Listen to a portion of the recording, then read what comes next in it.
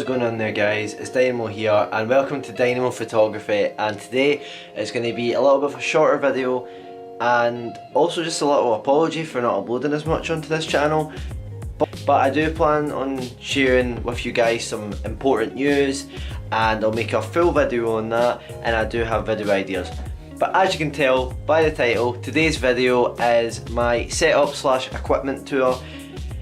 All the things I have for photography, and the best way to put it is this is kind of like a starter thing as well. But I'm relatively new to photography myself. I've always been into video making and stuff, but photography is relatively new to me as well. So this is all my starting equipment for photography, and I hope you guys enjoy.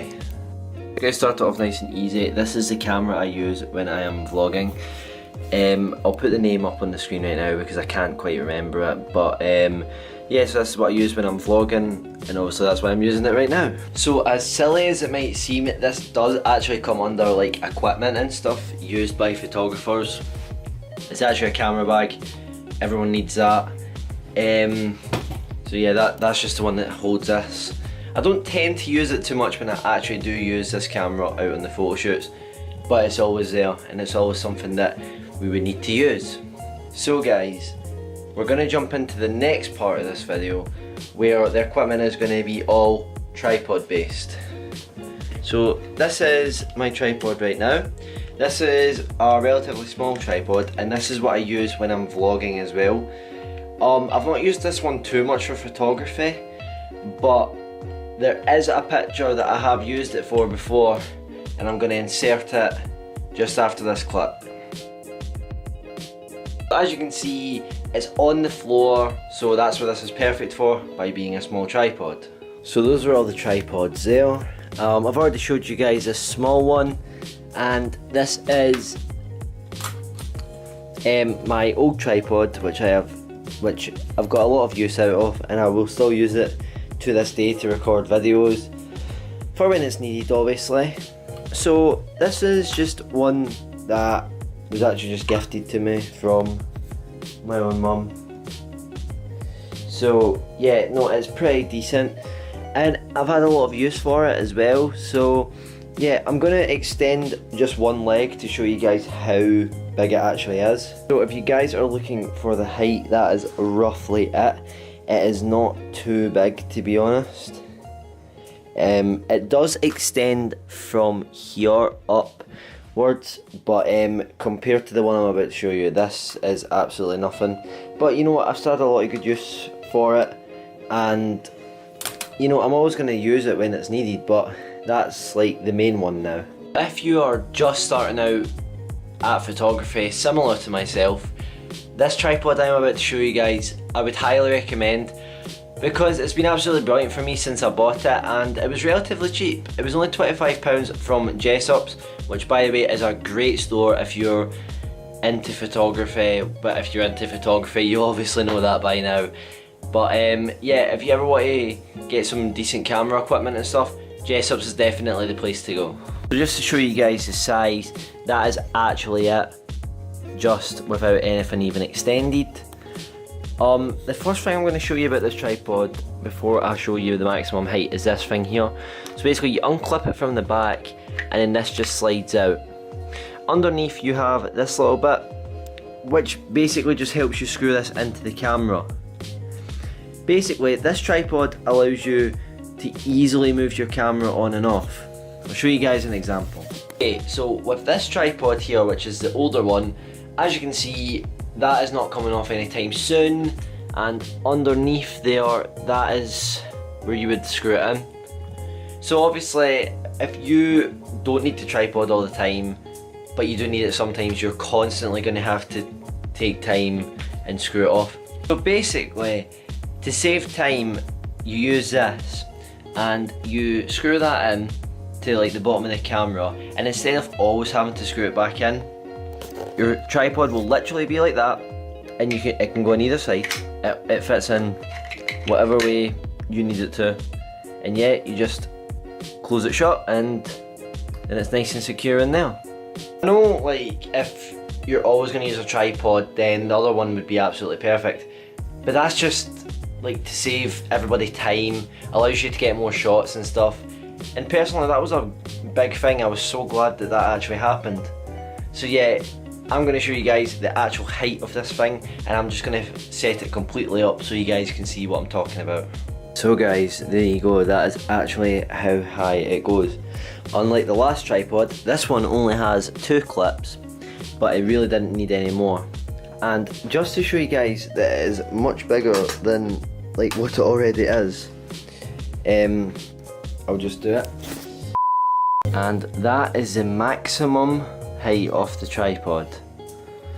So, and just to show you guys the size comparison, me next to the tripod, and I'm like 6 foot, 6'1", so yeah, so that's like too big, people would say.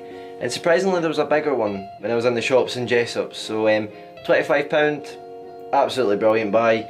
So I'd highly recommend Jessops, look out for things like that, it's absolutely brilliant to be honest. So using the old tripod right now, just so I can sit down for this part of the video and explain to you guys just some of the more smaller things about what you need just to start off. First of all, if you're going to print off your images, then you'll need one of these. I know it is literally like the smallest details we're going into in this video, but if you're going to print out your images, then that's what you need. You need a ring binder, and a lot of like actual files inside. Just some sort of file just to keep your photos in. And trust me when I say this, photos can look good over screens and stuff, but you really get to see the details if you print them out. Following on from that, if you're going to print off your own pictures, then you need to get photographic paper. There's a lot out there. You can also order your prints from places like Asda, who will print them off for you, and then you can have them. I mean, but if you're able to do it yourself with your own printer and stuff, then just buy the paper. It's always helpful.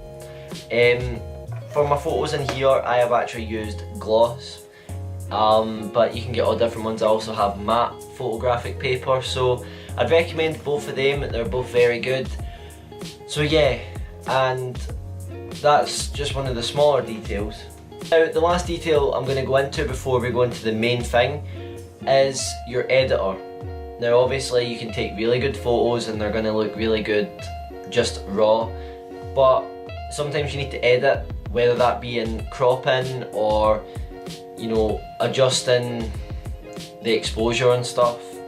You know, just something to help the image, adjusting saturation and stuff. We've all done it on Instagram and stuff like that, so yeah, you can also do it to a picture to make it look better. I've done it on my own Instagram and some of the pictures turn out very well, but one of the pictures I've actually uploaded there looks better raw.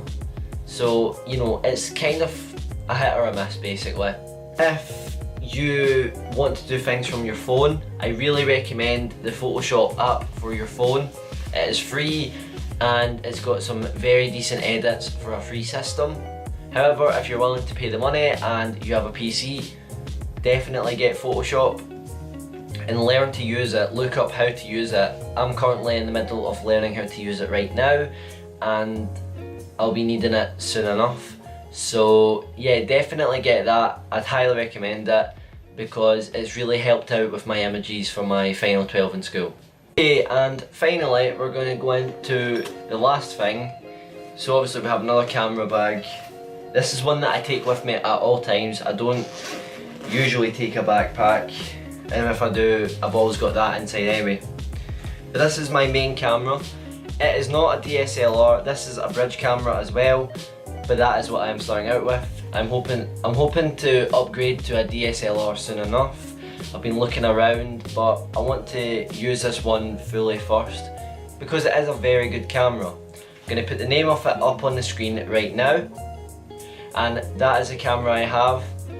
By the way, I will try and leave links to a lot of the stuff I've showed in this video in the description if you guys want to go and look about purchasing that item or something like it. So basically this camera has a lot of features. First of all, it has its mode dial, which has a lot to offer in here, such as movie, which I'm using on this right now, and it has its aperture and shutter priority, which is very good modes for blurring the background and also helping an image. Shutter priority is one of my favourites right now in terms of shooting water, because it just makes everything so much better and a little bit easier sometimes as well, because it can always be a bit difficult to try capture the flow of a river and stuff, but shutter priority, adjusting your ISO and stuff, that really helps. I stick with Sony. Basically, I've got a Sony camera for my photography and I have a Sony camera for vlogging as well. Just it's a brand that I trust and they don't really let me down. But this has got a lot of good things about it. One of my favourites is this, which is the viewfinder, which is great for macro photography. So instead of just looking through the screen, you actually look through here, and it can make all the difference, seriously, by actually seeing it through like that close to your eye rather than just looking at it from a screen. The extra feature, it does things like that, the screen comes out a little bit, but that is just to help with if you're using the screen to photograph something on the floor, so it just looks like that. And finally, something that goes with the camera, and I can't believe I hadn't mentioned it yet, it's a memory card. Everyone needs a memory card. If you're going to take pictures, you need memory cards, and I highly recommend getting big memory ones so that you're never going to run out of space, basically. So you have a lot of opportunity to take pictures. Guys, that concludes this video for today. It was something a little bit different and I hope you guys have enjoyed it. If you have enjoyed this video, then make sure and give this video a like, and if you're new here, subscribe. Also check out my main channel if you're into gaming and stuff. I've been doing a lot of that recently. Thank you guys so much for watching this video, and I'll see you guys in the next one. Goodbye.